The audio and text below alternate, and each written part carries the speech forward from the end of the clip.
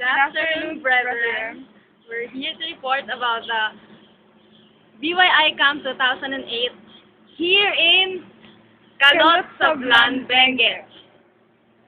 And I'm Dana. And I'm Alice. We're here to report about the place first. Let's see the place. Yes.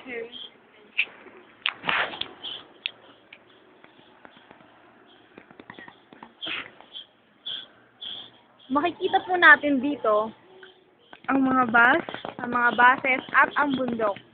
Ibig sabihin, ang Baguio ay isang civilized, industrialized, but nature-loving and very masayang atmosphere. At, siyempre, malamig. halatang nakapanlamig. Nakapanlamig po kami mga brethren. At, dito sa isang napakalamig na lugar na ito, ginanap ang BYI Camp 2008. Papakita po namin sa inyo ang place.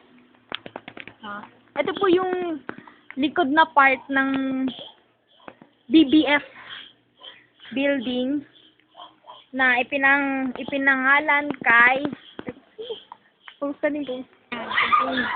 dito po ginanap sa Bob Bear Tabernacle in honor of Dr. Bob Bear.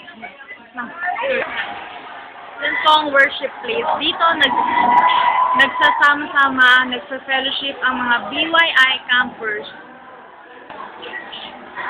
Yan ang pulpit. Diyan namin naririnig ang Word of God at dyan din kami lumuluhod after we have been blessed by the pastor's message. Oh, yan. Nakikita niyo po ngayon ang volleyball players natin, ladies.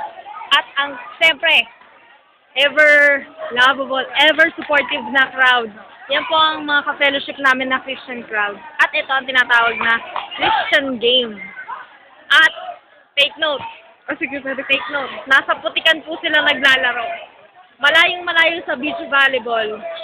Kasi sa beach volleyball, yung sand yung ginagamit. Ayun! You know what, guys? This was the volleyball players. Ay! Badminton players pala. Yan. Ayan. Sila. Kasi po, sa camp, hindi lang pag-worship, meron ditong team building, kaya mas masaya. Yan, yan naman ang mga basketball players. Yan.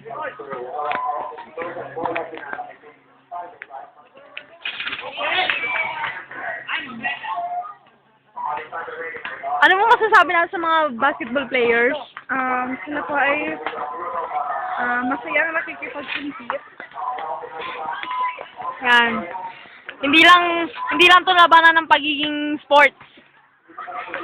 Nag-fellowship. Nag-fellowship po sila niyan. Sport. Oo. At kumusta na makauulan lang po niyan. Yan.